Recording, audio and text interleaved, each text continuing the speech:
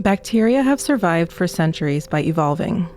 But today, this survival mechanism has become one of the greatest threats to modern medicine. Antimicrobial resistance, or AMR, occurs when bacteria, viruses, fungi, and parasites evolve to resist the drugs designed to kill them.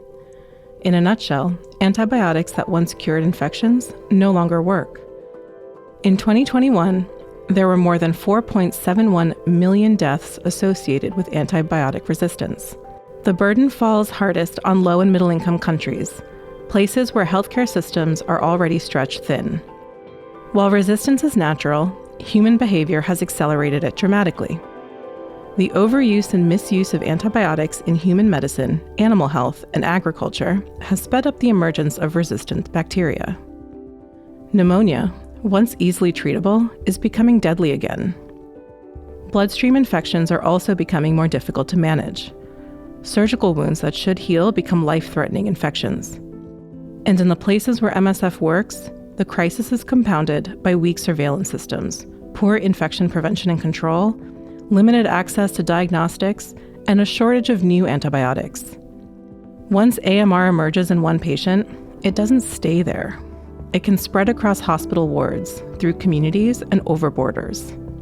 For MSF, the alarm bells started ringing in conflict zones like Iraq, Syria, Yemen, then later Gaza. Patients with traumatic injuries were arriving at our facilities with infections that didn't respond to treatment. When we finally had access to reliable microbiology testing, we discovered extremely high rates of multi-drug resistant infections. We looked closer. Surgical patients, ICU patients, burn victims, then pediatric and neonatal units, and patients with acute malnutrition. Everywhere we set up proper testing and monitoring, we found the same thing: higher than expected resistance rates. And for the most vulnerable, the situation is far worse. For example, multi-drug resistant neonatal sepsis, which is a bloodstream infection in babies less than 1 month old. This is the patient group with one of the highest mortality rates from antimicrobial resistance. Their immune systems aren't developed. Sepsis is hard to diagnose in tiny babies and they deteriorate quickly. In these contexts, MSF responded with a multidisciplinary strategy built on 3 pillars. First, infection prevention and control. We strengthened hand hygiene, sterilization, and isolation protocols to stop resistant infections from spreading within hospitals. Second, antibiotic stewardship.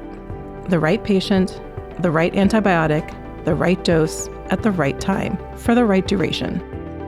It sounds simple, but it requires massive capacity building across entire healthcare teams. And third, access to reliable microbiology. This is critical. Studies show that in sub-Saharan Africa, only 1% of laboratories have bacteriology capacity.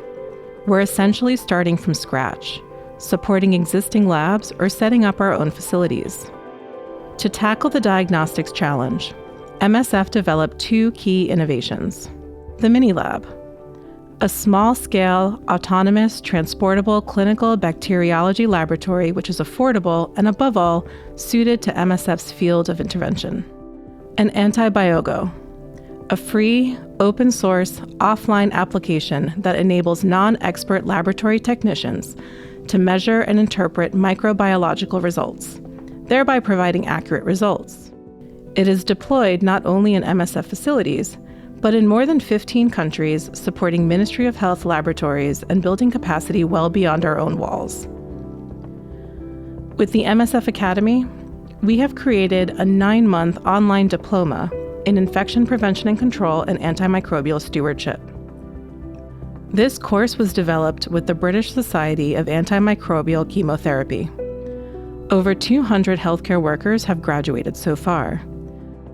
But we need to do more.